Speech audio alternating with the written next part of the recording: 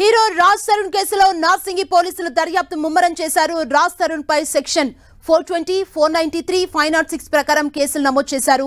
రాజ్ తరుణ్ కు 41 సిఆర్పిసి నోటీసులు ఇచ్చి విచారించాలని నార్సింగి పోలీసులు భావిస్తున్నారు. అయితే ఇప్పటికే రాజ్ తరుణ్ తోనే జీవితాంతం ఉండాలని కోరుకుంటున్నట్లు లావణ్య చెబుతోంది.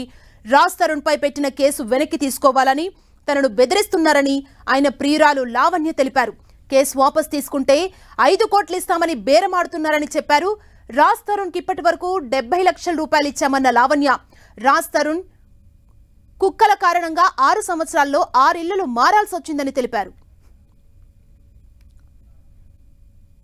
ఇక ఈ కేసుకు సంబంధించి లేటెస్ట్ అప్డేట్ మా ప్రతినిధి సునీల్ మనకు అందిస్తారు. సునీల్, తెలుగు చలనచిత్ర పరిశ్రమలో ప్రస్తుతము hero Raj Tarun triangle love story తీవ్ర వివాదాస్పదంగా మారింది. ఇప్పటికే మనం చూసాం రాజ్ తరుణ్ పై నార్సింగ్ పోలీస్ స్టేషన్లో 3 సెక్షన్ల కింద సెక్షన్ 506తో పాటు 420తో పాటు 493 ఈ 3 సెక్షన్ల కింద ప్రస్తుతం అయితే నార్సింగ్ పోలీసులు రాజ్ తరుణ్తో పాటు మరోవైపు మాల్విని మల్హోత్రా, మరోవైపు మయాంక మల్హోత్రా ఈ ముగ్గురుపై కూడా ప్రస్తుతం అయితే నార్సింగ్ పోలీసులు కేసు నమోదు చేశారు. అయితే కేసు ఎప్పుడైతే నమోదు చేశారో ఆ క్షణం నుంచి కూడా రాజ్ తరుణ్ అబ్స్కాండింగ్లో ఉన్నారు. అతని ఫోన్ మొత్తం కూడా స్విచ్ ఆఫ్లో ఉంది. అతను న్యాయవాదితో సంప్రదిస్తున్నట్లు కూడా సమాచారం తెలుస్తుంది.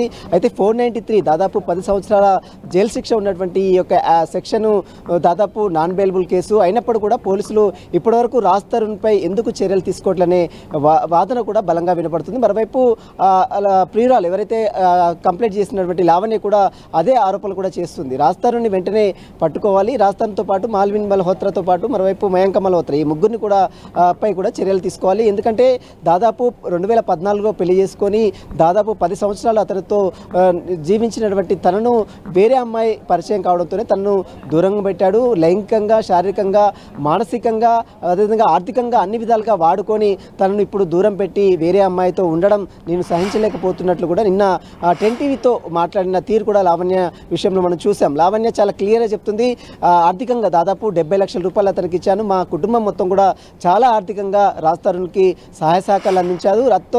దాంతోపాటు తనను మానసికంగా, శారీరకంగా కూడా అనేక సార్లు వాడుకున్నారు, పెళ్లి కూడా చేసుకున్నాడు, జీవితాంతం కలిసి ఉంటానని చెప్పి నాపై అక్రమ కేసులు బనాయించి వేరే వారితో పరిచయం ఏర్పడి మాల్విన్ మల్హోత్రాతో పరిచయం ఏర్పాటు చేసుకుని తనను దూరం పెడుతున్నట్టు కూడా నిన్న లావణ్య 10 టీవీతో మాట్లాడిన తీరు కూడా మనం చూస్తాం. ప్రస్తుతం అయితే నార్సింగ్ పోలీస్ స్టేషన్లో హీరో రాజ్ తరుణ్తో పాటు సెక్షన్ 506, 420 అదేవిధంగా 493 ఈ 3 సెక్షన్ల కింద ప్రస్తుతం అయితే నార్సింగ్ పోలీసులు రాజ్ తరుణ్పై కేసు నమోదు చేశారు. సెక్షన్ 493 నాన్ బెయిలబుల్ కేసు కాబట్టి 10 సంవత్సరాల జైలు శిక్ష ఉన్నటువంటి ఈ కేసులో ఖచ్చితంగా రాజ్ తరుణ్ అరెస్ట్ చేస్తారా లేదా అనేది కూడా చూడాల్సి చెప్పచ్చు. ప్రస్తుతం అయితే రాజ్ తరుణ్కి 41 సిఆర్పిసి నోటీసులు ఇచ్చి విచారించాలని కూడా అటు నార్సింగ్ పోలీసులు భావిస్తున్నారు. మొత్తం మీద Raj Tarun triangle love story కేసులో అనేక ట్విస్టులు కూడా తెర మీదకి వస్తున్నాయి. రోజుకొక ట్విస్ట్ తెర మీదకి వస్తుంది. ఇప్పటికే లావణ్య విత్ ఎవిడెన్స్తో సహా అన్ని పూర్తి ఆధారాలతో సహా నార్సింగ్ పోలీసులకు అందించింది.